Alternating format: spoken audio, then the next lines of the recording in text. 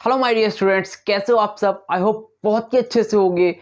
और जो videos upload की मैंने, आप लोगों ने उसको अच्छे से देख लिया होगा। तो उम्मीद करता हूँ प्रो डाटा और डिवेंचर सारी चीज़ समझ में आ गई थी। तो बहुत से बच्चों ने रिक्वेस्ट की और कमेंट में बोला कि सर आप कंसिडरेशन अदर देन कैश वाला टॉपिक भी करा दिए। तो बच्चा आपने बोला है तो भाई करवाना तो पड़ेगा ही। तो अच्छे से देख लो ये टॉपिक भी, और ये टॉपिक बहुत इंपॉर्टेंट है और आपके पेपर में आ सकता है, चाहे वो शेयर्स में हो चाहे डिवेंचर्स में हो, दोनों में आ सकता है। इतना तो आपको मालूम चल चुका है कि जहां पर शेयर कैपिटल लिखा रहता है वहां पर हम लोग 7% डिवेंचर्स लिख देते हैं या 8% जो भी दिया रहता है, ठीक है। और जहां पर शेयर एप्लीकेशन लिखा रहता है वहां पर हम लोग 7% डिवेंचर एप्लीकेशन लिख देते हैं। समझ में आई बात? वो तो इतना आपको पता है, सेम टू सेम। तो अगर आप शेयर का सीख लोगे तो आप जो है अपने आप डिवेंचर्स भी सीख जाओगे। समझ में आ रही बात? तो सेम आपका कॉन्सेप्ट रहता है। तो इसमें से एक क्वेश्चन तो उम्मीद है बनने की 3 नंबर वाले क्वेश्चन में कि चाहे वो शेयर से बन जाए चाहे वो डिवेंचर्स पे बन जाए, ठीक है। तो कंसिडरेशन अदर देन कैश का मतलब क्या होता है? देखो समझो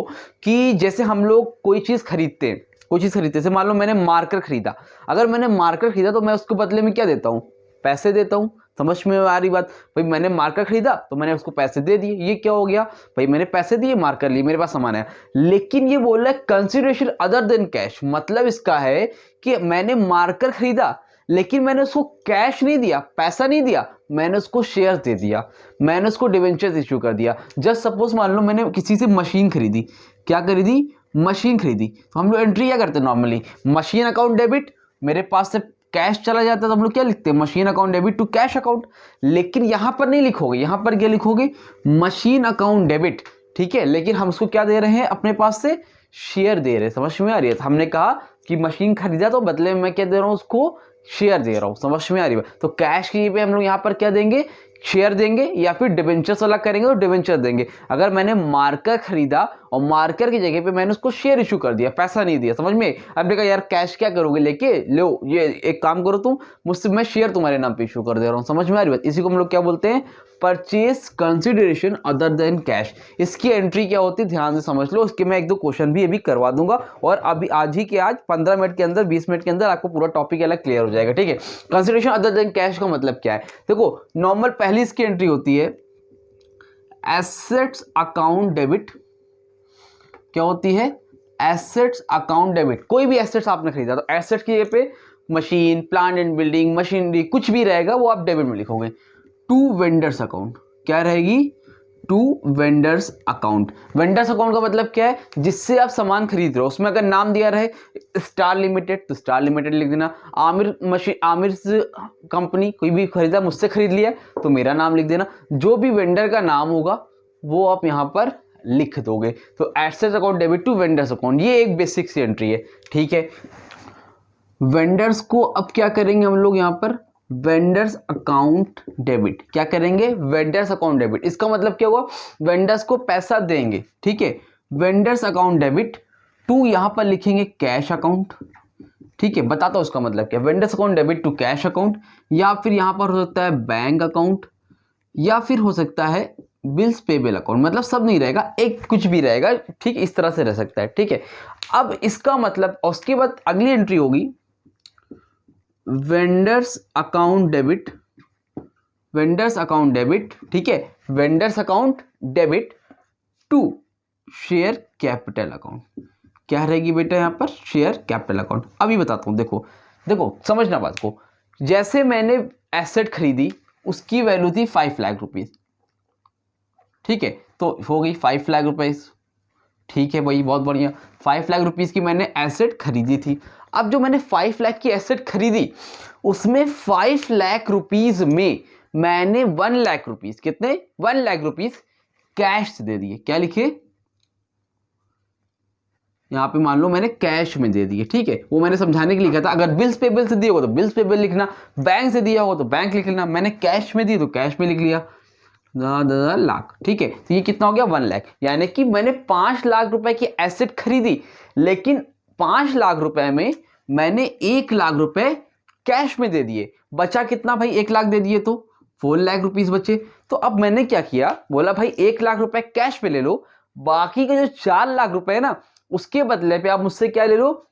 शेयर ले लो। क्या कर लो मुझसे? आप शेयर ले लो, सिंपल। तो यहां पर क्या लिखूंगा? वेंडर्स अकाउंट डेबिट 4 लाख और यहाँ पर क्या लिखोगे 4 लाख, डेट्स इट, हो गया, खत्म।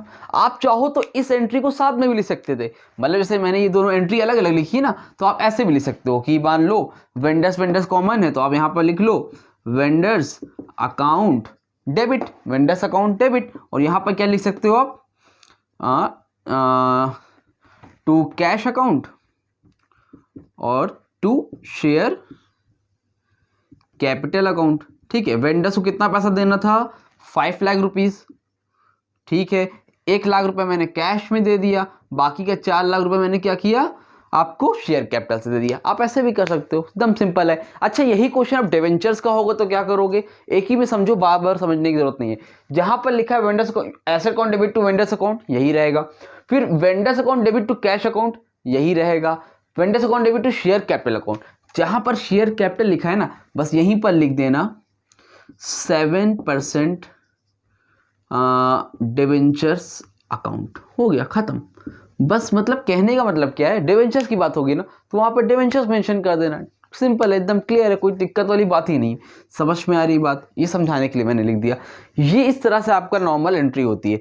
अब कभी कभी क्या होगा कि अगर मान लो जो भी आपका डिवेंचर है, क्या है आपका डिवेंचर है या फिर शेयर है, डिवेंचर शेयर कोई भी हो, या तो कभी कभी वो डिस्काउंट पे इशू होता है और कभी कभी किस पे होता है सिक्योरिटी प्रीमियम रिजर्व पे, किस पे होता है एसपीआर पे, सिक्योरिटी प्रीमियम रिजर्व पे होता है। ठीक है, तो अगर मान लो सिक्योरिटी प्रीमियम रिजर्व पे हुआ है तो क्या करोगे, यहां पर लिख लोगे to security premium reserve account, जो अकाउंट होगा उसको यहां पर बढ़ा के लिख दोगे और यहां पर अमाउंट बढ़ जाएगा, सिंपल। ठीक है, और अगर मान लो डिस्काउंट पे हुआ होगा तो डिस्काउंट कहां पे लिखते हैं हम लोग हमेशा उसको, discount on issue of debentures, ऐसे करके लिख लोगे और यहाँ पर जो अमाउंट होगा उसको लिख दोगे।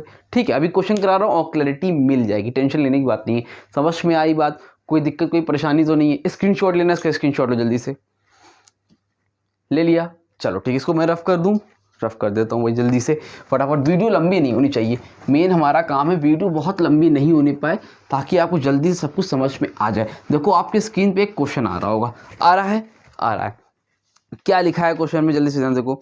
X limited purchase the business, x limited है जिसने बिजनेस खरीद लिया है किससे, वाई से। एक्स ने खरीदा है वाई से कितने का, 9 लाख रुपीस का, और 9 lakh payable in fully paid shares, क्या कर रहे हैं फुली पेड शेयर्स, और रुपीज 10 ईच, कितने का है वो 10 रुपए का है। What entries will be made in the books of X limited if such issue is at par, and दूसरा है एट अ प्रीमियम ऑफ 25%। मतलब बोल रहा है दोनों तरह से करके देखो, अगर पार पे हुआ है तो क्या एंट्री होगी, प्रीमियम पे क्या एंट्री होगी। सबसे पहले देखो, एक्स लिमिटेड ने परचेज की है बिजनेस ऑफ वाई से, किससे खरीदा है वाई से, तो आप बिजनेस खरीद रहे हो तो वहां पर क्या लिखोगे सन्ड्री एसेट्स। ठीक है, सन्ड्री एसेट्स का मतलब क्या होता है, जितने भी डिफरेंट एसेट्स खरीद ली, assets sundry assets account debit, sundry asset account debit to, normal entry क्या होगी वेंडर, वेंडर के यहाँ पर नाम दिए, किससे खरीदा बेटा वाई से, तो यहाँ पे क्या होगा टू वाई, या फिर आप लिख सकते हो इसे टू वाई अकाउंट। कितने का सामान खरीदा है 9 लाख का, 1 10 100 1000 10,000 लाख, 9 लाख, यहाँ पे क्या होगा 1 10 100 1000 10,000 लाख, 9 लाख रुपए की हमने एसेट खरीद ली, purchase asset from Y, narration यहाँ पर पास कर देना। अब क्या करोगे, वाई को पैसा दोगे, क्या लिखा है इसमें, full of rupees 10 at each, 10 रुपए का एक शेयर है। ठीक है, what entries will be made in the books of X limited, ठीक है, एकदम सिंपल। तो क्या एंट्री होगी अगर हम लोग पैसा देंगे, तो एंट्री होगी Y's account debit, Y's account debit to, यहां पर क्या लिखेंगे Y's account debit to share capital account. कहीं पर तो लिखा नहीं कि बैंक से पैसा दिया कैसे दिया, यानी कि पूरे के पूरे हम लोगों ने क्या इशू करें, शेयर ही इशू करें। तो Y's account debit to share capital account, कितना हो जाएगा 1 10 100 1000 लाख, 1 10 100 1000 10,000 लाख, 1 10 100 1000 10,000 लाख, कितना हो गया 9 लाख 9 लाख। समझ में आई बात कि नहीं आई, ये आपका हो गया नॉर्मल अगर एट पार पे है। अगर यही एंट्री प्रीमियम पे करनी हो, में प्रीमियम में करनी हो तो एंट्री क्या होगी देखो, और तो एंट्री होगी वाइज अकाउंट डेबिट, ठीक है सही है सर। यहां पर क्या लिखेंगे टू शेयर कैपिटल अकाउंट, क्या लिखेंगे टू शेयर कैपिटल अकाउंट, और एक नीचे आ जाएगा यहीं पर to security to security premium reserve account. कितना रिजर्व बोला है सिक्योरिटी प्रीमियम रिजर्व? 25%। 25% का मतलब क्या है कि आपका 10 रुपीज़ का था, एक शेयर कितने रुपीज़ का था? 10 रुपीज़ का, उस पर 25%, 10 का अगर आप 25% निकालोगे तो आपका आएगा 2.5। कितना आएगा? 2.5, यानी कि एक कितने का हो गया बेटा? 12.5। समझ में आ रही बात? कितने का हो गया? 12.5 रुपीज़ का हो गया। तो 2.5 जो है आपका सिक्योरिटी प्रीमियम पे ले रहे हो और 10 रुपये आप किस पे ले रहे हो? शेयर कैपिटल पे ले रहे हो। अब यहाँ पर दिक्कत ये आती है कितने शेयर हैं, नंबर ऑफ शेयर्स तुम्हें पता ही नहीं है, कितने शेयर इशू करें। तो अगर कभी भी आपको नंबर ऑफ शेयर्स पता करना होगा तो उसका फॉर्मूला होता है नंबर ऑफ शेयर्स, या फिर नंबर ऑफ डिवेंचर्स भी हो सकता है यहाँ पर। तो नंबर ऑफ शेयर्स टोटल लिखोगे ऊपर, कितना अमाउंट आपको टोटल पे करना है। टोटल अमाउंट कितना पे करना है आपको? 9 लाख। हमेशा ऊपर क्या लिखो? कितना अमाउंट पे करना है, टोटल अमाउंट पे, और कितने रुपए के हिसाब से? 12.5। इसके हिसाब से देखना। अगर मान लो आपका प्रीमियम पे तो 12.5, अगर मान लो पार पे होता तो आप यहाँ पे क्या लिखते हैं? 10। अगर डिस्काउंट पे जितना भी अमाउंट होगा वो यहाँ लिखोगे, ऊपर लिखोगे टोटल अमाउंट। तो यहाँ से जब आप डिवाइड करोगे, पॉइंट कैंसिल, और इस पे डिवाइड करने पे आपका आएगा बेटा, आप लोग इसको कैलकुलेटर से कर लेना, अपने बुक्स में देख के बता दे रहा हूँ। आपका आएगा 7,200 शेयर। कितने आएंगे? 7,200 शेयर आएंगे। कितने आएंगे? 7,200 शेयर आएंगे। कैलकुलेट करके देख लेना, ठीक है। तो कितने शेयर हो गए हमारे पास? 7,200। तो 7,200 का मल्टीप्लाई यहाँ इंटू 7,200 का मल्टीप्लाई यहाँ। समझ में आई बात? तो 7,200 का अगर हम लोग 2.5 से मल्टीप्लाई करते हैं तो आपका आएगा 1,80,000, 1, 10, 100,000, 10,000 लाख। और अगर हम लोग 7,200 का 10 से मल्टीप्लाई करते हैं तो आपका आएगा 7,20,000, ठीक है। और वेंडर को पैसा में कितना देना था? 9 लाख। कितना देना था? 9 लाख।